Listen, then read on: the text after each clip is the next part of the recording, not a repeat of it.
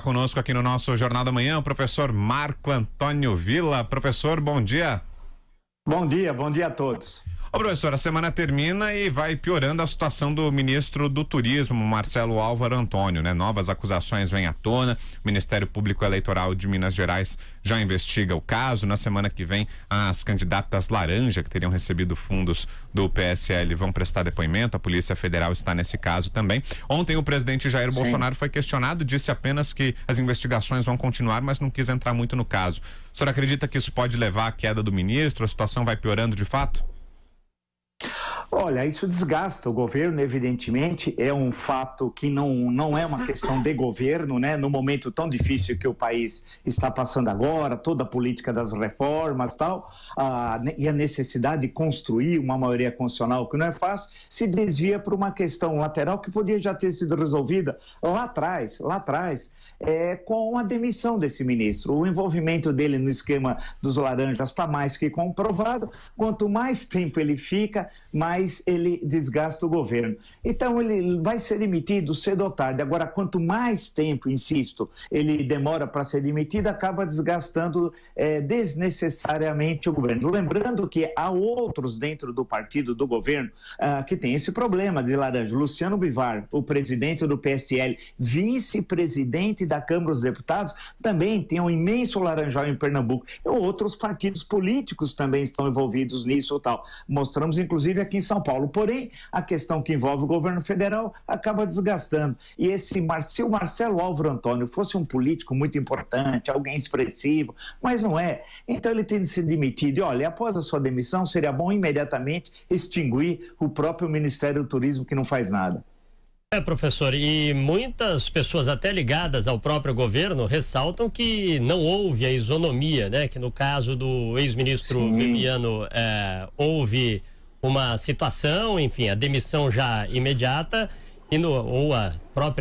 ou a autodemissão, né, do ministro, aquele jogo de palavras que foi na ocasião, e nesse caso do ministro do Turismo não está ocorrendo da mesma forma. Houve realmente esta falta de isonomia? É o que parece, né? Porque o outro, Gustavo Bebiano, foi resolvida a questão de forma muito dura e muita polêmica, né? Rapidamente, da perspectiva do governo, entende essa solução. E nesse caso fica se estendendo, isso é desnecessário. E não há efetivamente isonomia. E é um desgaste desnecessário. O governo precisa construir uma agenda positiva. Não falta agenda positiva para isso, que é interessante. Tem questões importantes que passaram esses dias, como o fim do imposto sindical, aquela MP, o imposto sindical obrigatório, a questão do fim da unicidade sindical, um tema importantíssimo, né? Tem a questão do pacote, isso nem se fala, anticrime, contra o crime organizado e a corrupção do Sérgio Moro, e mais ainda, no Ministério da Economia tem todas as questões que envolvem as reformas e especialmente a mãe das reformas, que é a reforma da Previdência. Que é com isso que o governo tem de se preocupar e não se desgastar desnecessariamente. O caso desse Marcelo Álvaro Antônio é demissão imediata, acabou.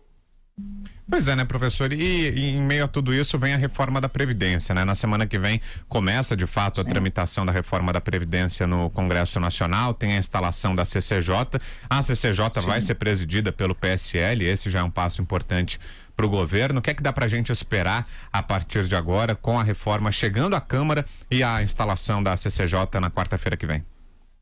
A Comissão de Constituição e Justiça é a principal comissão da Câmara dos Deputados, né? A sua presidência tem de ser alguém que conheça a casa, conheça a Constituição, evidentemente, e que agregue apoio político. Então é fundamental um presidente que tenha alguma experiência parlamentar. Um neófito, um recém-chegado, não vai ser um bom sinal. Segundo, a questão que envolve a relatoria. É fundamental um relator que domine, que tenha na ponta da língua todas as questões, inclusive as mais polêmicas, sobre a reforma da Previdência. Como nos disse em entrevista há cerca de 2 semanas, Rodrigo Maia, presidente da Câmara dos Deputados da Jovem Pan, o que ele falou? Essa é a reforma mais amarga, a expressão dele. E justamente por isso é que precisa ter profissionais. Eu insisto e repito isso, os profissionais no bom sentido da expressão, profissionais no campo da política que consiga construir, e não é fácil, uma maioria de 308 deputados, que são os 3/5 da maioria constitucional necessária para alterar a Constituição brasileira de 1988.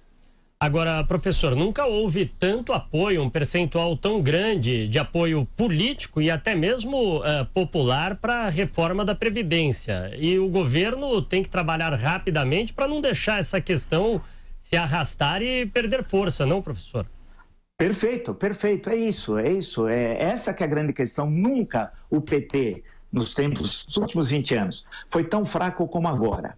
Nunca o movimento sindical foi tão fraco como agora. Nunca os movimentos sociais foram tão fracos como agora. E esse ponto que você muito bem destacou, há um entendimento popular que precisa ser feita uma reforma assim. A discordância que você tem é que tipo de reforma, qual a sua abrangência. Então, esse é um capital político que não pode ser perdido. Eu disse durante a semana que o maior adversário do governo Jair Bolsonaro é o próprio Jair Bolsonaro. Ele se envolveu em polêmicas agora nesses últimos dias absolutamente desnecessário. Para que o vídeo pornográfico? Para que aquela questão da chuva dourada? Para que debater com o Caetano, com Daniela Mercury? Para que continuar dando tuitadas, discutindo questões desnecessárias? Vide a live da última quinta-feira, das 6h30 da tarde. Ele dedicou a lombada eletrônica, ele é contra as lombadas espalhadas pelas estradas por qual ele percorre, citou especificamente a Rio Santos, mais tempo do que para falar da reforma da Previdência. Então ele perde o foco, é igual no futebol, né? A polícia precisa ter um foco,